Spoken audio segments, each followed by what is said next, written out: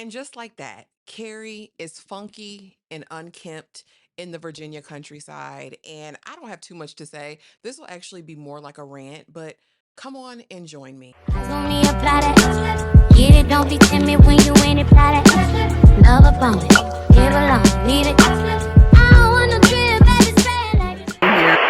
My name is Ashley, and this is My Sweet Perspective, where I give my take on all things TV and movie related. And I am here to put you on, okay? Guys, welcome back to the channel. We are back to talk. And just like that, I believe this is season 3, episode 4.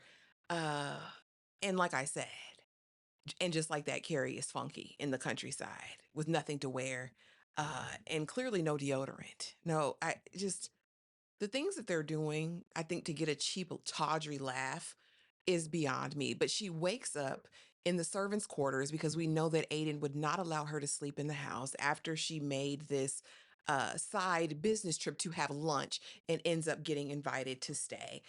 She wakes up to the boys painting the house. Now we meet the middle son, who's a joy, sweet boy, loves Carrie immediately. Then we meet that youngest. We meet that children of the corn, Damien, right? Who really kind of brutally rebuffs her, gives her the brush off. Aiden is trying to save face this entire time. I want to say this because we haven't gotten there in our Sex in the City watch along yet.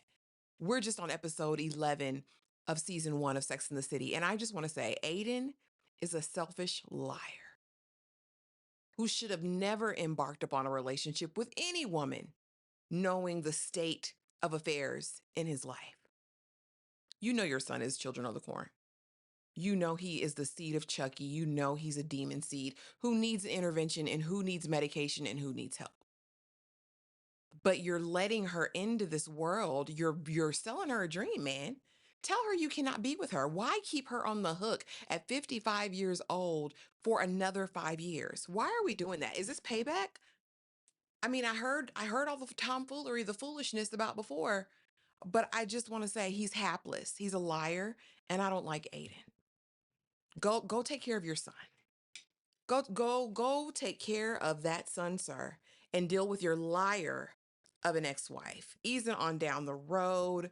Uh Miranda is a see you next Tuesday. All right. She takes the BBC on air role and pauses at a certain part, and now she's a meme. She's losing it about it because you know that the connect for BBC she has a crush on because Miranda has a crush on any woman with a vagina at this point is what it's giving. Miranda, have some decorum. And haven't you ever heard of don't where you eat? Haven't we heard that before? Don't we know that at your advanced age, ma'am? I know people say they love Miranda. I'm trying to get there for Miranda.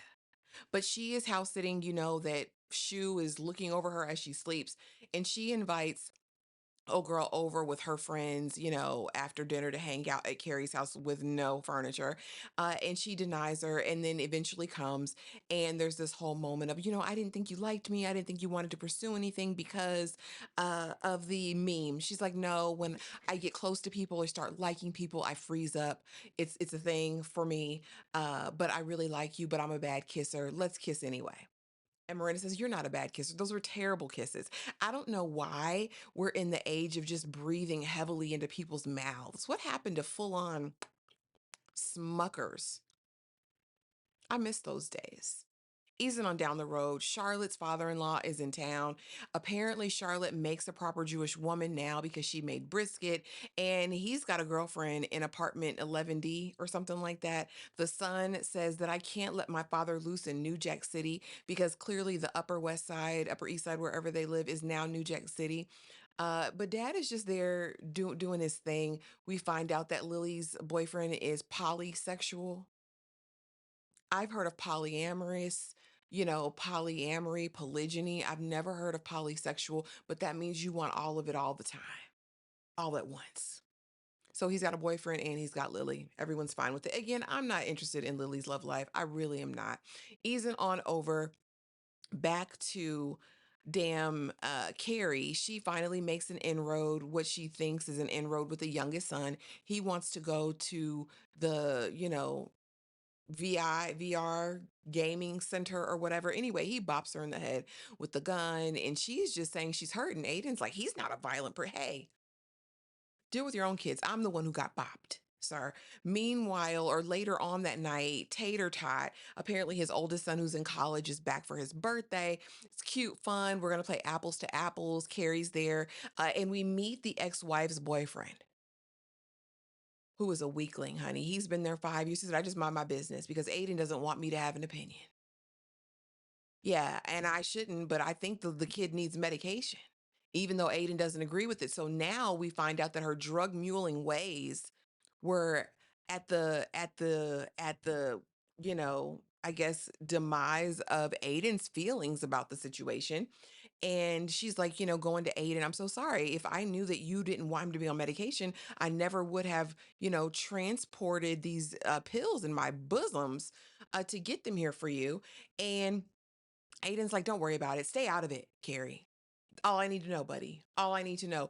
Later at Apples to Apples, the middle brother's playing the game, and Apples, it's anonymous. We don't know who's thrown their card and where. He just happens to find Carrie's.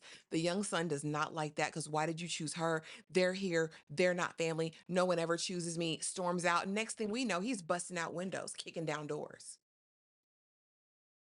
Check, please. I'm out of here. I'm blowing this popsicle stand. These are not my children. I done went 55 years without them, and you think I'm gonna come and deal with Silence of the Lambs? I'm not doing this.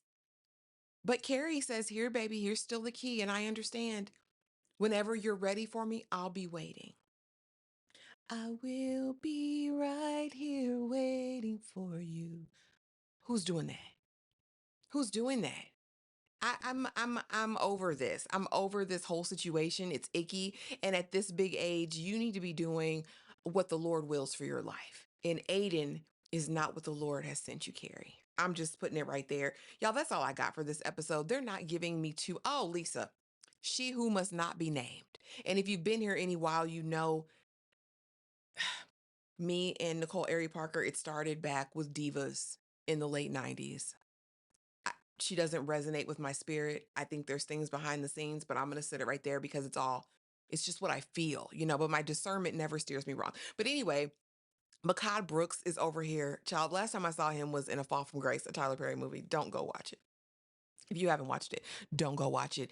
Anyway, we're over there, and he wants to be the editor because remember, her editor went to go work with Steve McQueen, so she needs an editor, and she's brutally rebuffing him because he's a man. But is it deeper than that?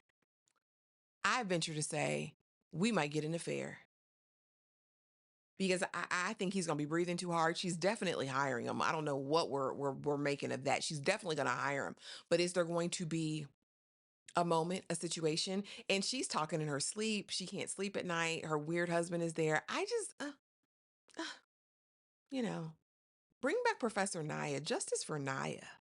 We could work around her bookings. I think we need Naya back. But anyway, you guys, that's all I got for And Just Like That, Carrie is Funky this episode. Drop it in the comments. Let me know what you thought. Be sure to check out our live that we will be doing to discuss the episode ad nauseum if you want more. And if you haven't already, please be sure to like, comment, subscribe, do all of the things.